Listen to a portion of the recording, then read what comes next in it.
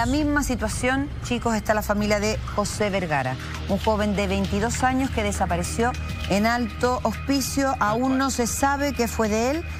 Y parece que también viene enredado esta situación, ¿o no, Salfate? Tremendo. De hecho, aquí sí que hubo implicado y estamos hablando gente del cuerpo de carabineros. 4 personas, ni más ni menos, que estuvieron pagando con cárcel, producto de que aquí tenemos que decidir si esto es una negligencia o, si quieres verlo de otra forma, derechamente, así como un crimen. El caso es que esto fue completamente por la vinculación de humildad. Y aquí claramente con un caso psiquiátrico del parte de nuestro protagonista, el joven que estamos viendo ahí, José Vergara, es que esto se intentó echarle tierra, pero finalmente logró, al menos parte de la verdad, salir a flote. Esto pasó en septiembre del año 2015. Y si bien sus familiares hasta el día de hoy nunca han dejado de buscarlo, han removido escombros, buscado en vertederos, han levantado cualquier pieza de los basurales más insólitos que han encontrado en pleno desierto, aún no se sabe cuál fue el destino de este joven. ¿Qué ocurrió ahí, Salfate? Pues bien, el papá de Juan Vergara, José, nos cuenta un poco, nos da un panorama de cuál es la situación, de cómo se vive también en esta angustia perpetua, donde la justicia operó quizás a media, pero que en realidad todavía esto sigue siendo una incógnita de lo que realmente pasó con este joven. Atención. 13 de septiembre a mi hijo le dio una crisis fuerte de esquizofrenia y yo siempre llamaba a Carabineros para que se lo llevaran y lo calmaran. Y en esta ocasión se lo llevaron y de hasta la fecha no aparece. Bueno, Carabineros dice que lo dejó vivo allá en Guantajaya. Y si mi hijo estuviera vivo, yo aseguro el 1000% que mi hijo habría estado aquí con nosotros. Los primeros meses hacíamos manifestación, velatones, marcha, y los aburrimos de hacer marcha porque no lográbamos nada. Desde un principio nosotros buscamos apoyo.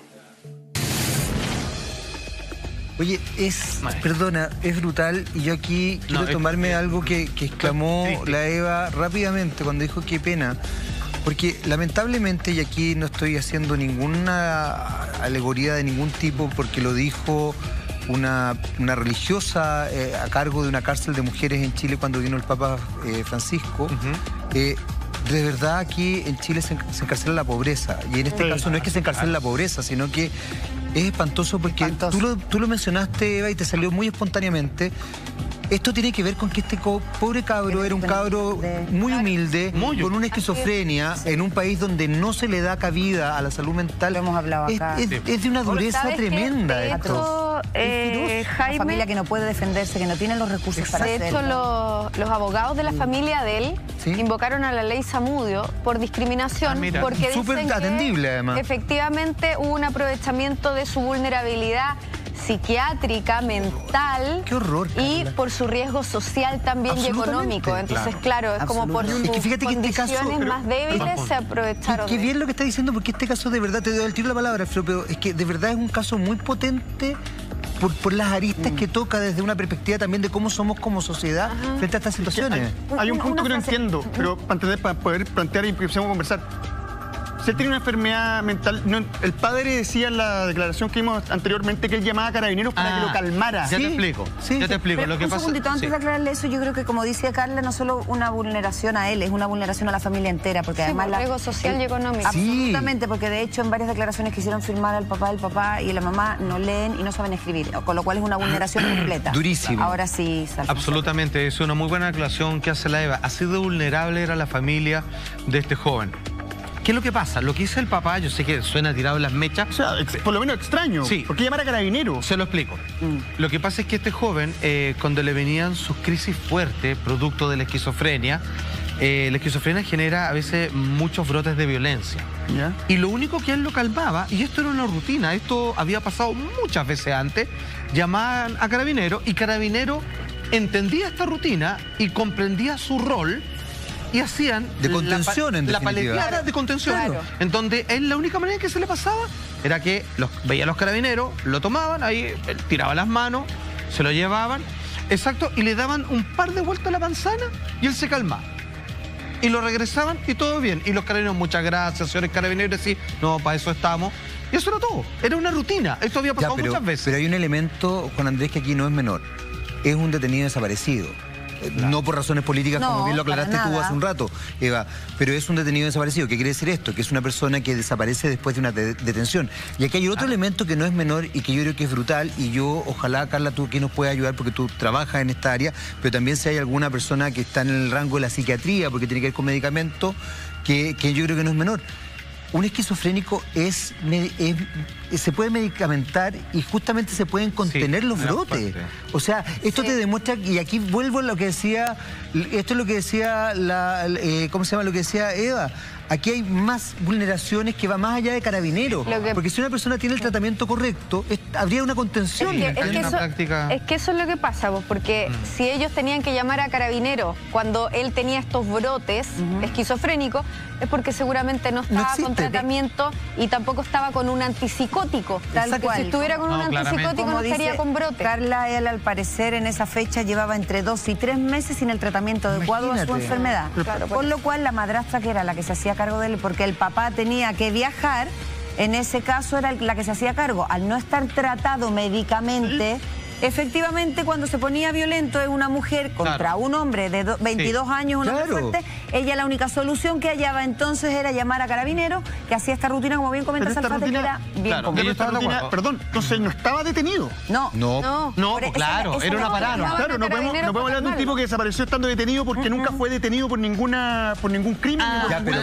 Pero perdón. Espérate, yo creo que hay dos cosas. Los carabineros que iban, me imagino que iban lo mismo siempre, además, tenés toda la razón, pero aquí hay dos cosas que yo creo que uno no puede dejar de lado. Por un lado, me imagino que tú nos vas a explicar el tema de carabineros, pero por otro lado yo no puedo dejar pasar lo que estamos hablando. O sea, este es un tema de salud pública que no se acoge. Claro, que de verdad tampoco se está acogiendo, un tema social muy potente, no se está tratando. Claro, o sea, aquí el paliativo es inapropiado.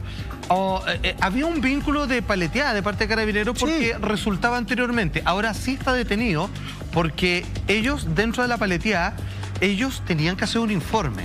O sea, ellos a cierta hora fuimos a tal casa y ellos claramente dejaban una bitácora de lo que pasó. Tenían que obviamente decirle a la comisaría dónde estaban. Bueno, fuimos a la casa, obviamente este joven, sí, ya perfecto y todo lo demás. El problema es que el 13 de septiembre, ¿cierto?, del año 2015, esa rutina se rompió. Son las 8:30 de la mañana, el papá llama a carabineros, los carabineros llegan a la casa y aquí es cuando le dicen, ok, le vamos a ofrecer a este joven un 2 corto. José Vergara, un joven de 22 años que desapareció en Alto Hospicio. La verdad es que es de una familia vulnerable, de escasos recursos, él con problemas de esquizofrenia. Sí, terrible. Y una situación muy compleja. Antes de irnos a comerciales estábamos hablando de esta como casi costumbre que tenían de llamar a carabineros para que lo calmara cuando él estaba con sus crisis. Llegó carabineros y hizo un 2 corto. Un 2 corto. Antes de irnos a comerciales todos preguntamos, ¿qué es un 2 corto, Salfate? Ok, esto es algo que, para que ustedes lo entiendan, es una medida coloquial que yo creo que nadie, ningún uniformado va a estar dispuesto a reconocerlo así de cara ancha frente a una cámara, pero que si tú le preguntas, si tú tienes un conocido, varias personas sabemos de la existencia de esto. ¿Qué es un 2 corto? Un 2 corto, Eva, es una detención irregular. Me explico.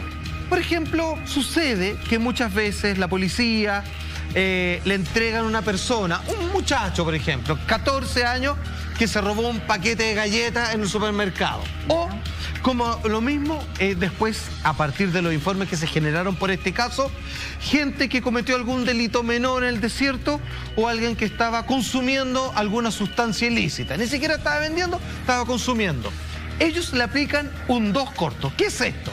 Para no tener que, precisamente, producto de lo engorroso y la burocracia de hacer todo un papeleo, para lo que ellos consideran como un mal menor de rutina, que no es un peligro, digamos, para la sociedad, lo agarran, lo toman detenido, no hacen ningún informe y como a modo de castigo, de escarmiento personal irregular, claramente, van y ya dada la locación, lo van a dejar bien adentro del desierto y lo sueltan. A un joven enfermo.